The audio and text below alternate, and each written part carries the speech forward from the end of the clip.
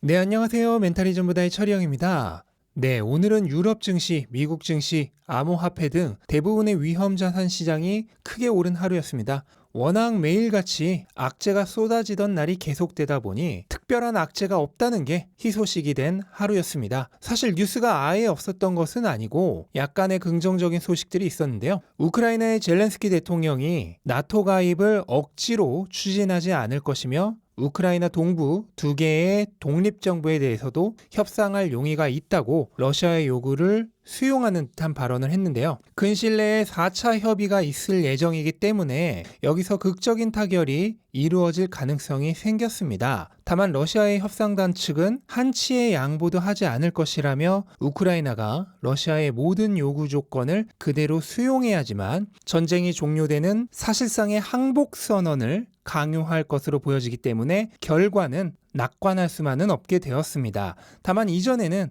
우크라이나 역시 강경한 태도를 보였기 때문에 양측이 협의하에 종전할 가능성이 거의 없었지만 그래도 이번에는 우크라이나 측에서 조금 물러서는 모습을 보였기 때문에 약간이지만 그 가능성이 생겨났다는 게 희망적인 소식이 되겠습니다. 이렇게 조금은 완화된 분위기 속에서 그동안 극단적으로 움직여왔던 시장이 오늘은 전반적으로 조정을 거친 날이 되었습니다. 우선 그동안 가격이 엄청난 기세로 급등하며 물가 우려, 스태그플레이션 우려를 일으켜왔던 주범인 유가가 하루 만에 130달러 초반대에서 110달러 초반대까지 떨어진 게 가장 주목할 만한 소식이었습니다.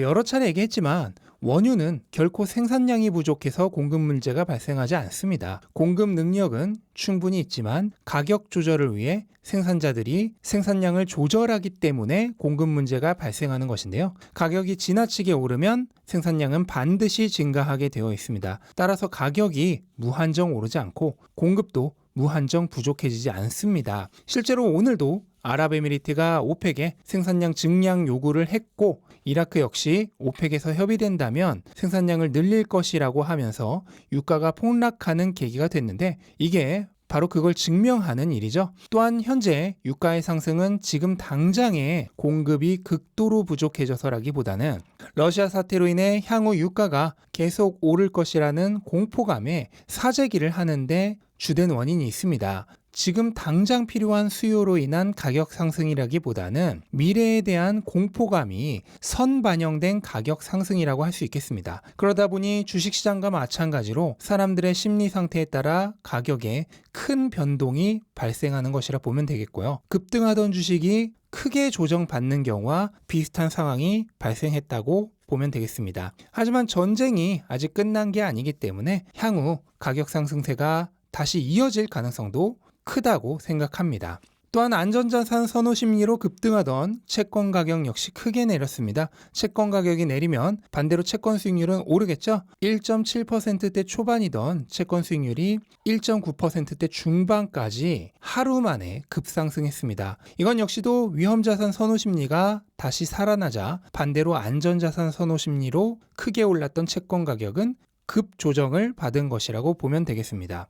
그리고 또 하나의 안전자산인 금 역시 2,000달러를 돌파했었지만 하루 만에 3% 가까이 하락하면서 다시 1,000달러대로 복귀했습니다. 이건 역시도 급등에 따른 급조정이라고 보면 되겠고 추세적인 상승 가능성은 여전히 남아 있습니다.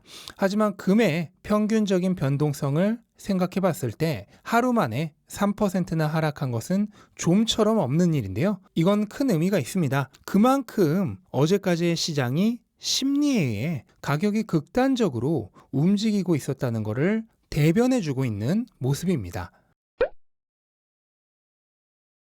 이렇게 지금까지 급등하던 자산들이 조정을 받았으니 반대로 크게 내렸던 자산들은 올랐겠죠. 우선 유럽 증시가 폭등을 했습니다. 영국이 3% 넘게, 프랑스는 7% 넘게, 독일은 무려 8% 가까이 올랐는데요. 독일 증시가 하루 만에 이렇게까지 상승했던 것은 아마도 팬데믹 때 이후 처음이지 않을까 생각이 됩니다. 미국 증시 역시 폭등에 가까운 상승을 했는데요. 나스닥은 장중 4% 가까이까지 상승을 했었고 3대 지수 모두 큰 폭으로 올라서 마감을 했습니다. 섹터별로 보면 당연히 기존의 흐름에 정반대되는 모습이 나왔겠죠. 유가 폭락으로 에너지와 유틸리티 섹터 기업들의 주가 역시 크게 하락했고 반면 그동안 죽을 쓰던 금융주와 여행주는 폭등했습니다. 위험자산 기피로 인해 크게 하락했던 기술주들의 주가 역시 대부분 강세를 보였고요. 빅테크 역시 큰 폭으로 상승했는데 시가총액 1위 기업인 애플이 3.5%나 오른 걸 포함해 마이크로소프트, 구글, 테슬라, 메타 모두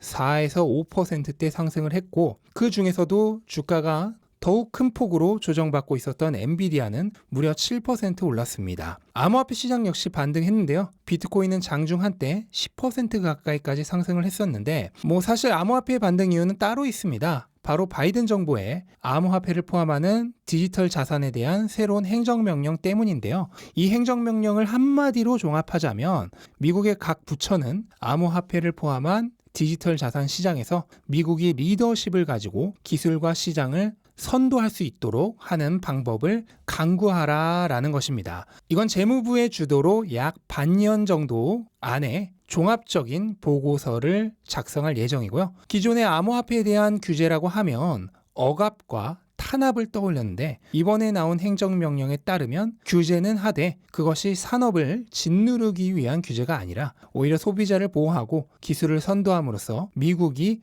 리더십을 가지기 위한 규제라는 데 의의가 있습니다. 또한 소문만 무성했던 CBDC에 대해서도 공식적으로 개발에 대한 언급이 있었는데요. 미국의 국익에 부합한다면 CBDC 연구 개발을 서두르라라는 내용이 포함되어 있었고요. 이건 사실상 CBDC에 대한 공식적인 개발 의지의 표명이라고 봐도 되겠습니다. CBDC는 암호화폐 시장을 파괴하는 것이 아니라 오히려 부흥시킬 존재가 될 건데요. 바이든의 행정명령을 포함해서 CBDC가 암호화폐 시장에 미칠 영향에 대해서는 향후 별도의 영상에서 다시 자세히 다루어 보도록 하겠습니다. 네, 오늘은 이렇게 그동안 크게 상승했던 자산은 하락하고 크게 하락했던 자산은 상승한 하루였는데요.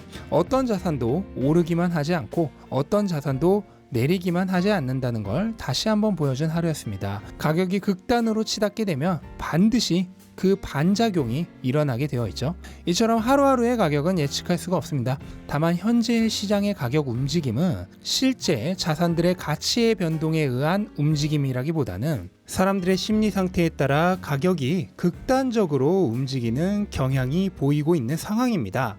조금 부정적인 뉴스들이 나오면 가격이 폭락하고 조금 긍정적인 뉴스들이 나오면 가격이 폭등하죠. 이렇게 가격이 극단적으로 움직이고 있는 불안한 시장 상황 속에서 예측으로 트레이딩 하려고 하는 것은 대단히 위험한 행동이고요. 이렇게 불안정한 시국일수록 오히려 장기적으로 가치 있는 자산을 사 모아가는 것에 집중하고 단기적인 가격 변동을 무시하는 연습을 해 나갔으면 좋겠습니다. 네, 이것으로 오늘 영상은 마치도록 하겠습니다. 영상 도움되셨다면 구독과 좋아요 부탁드리고 즐거운 하루 되셨으면 좋겠습니다. 감사합니다.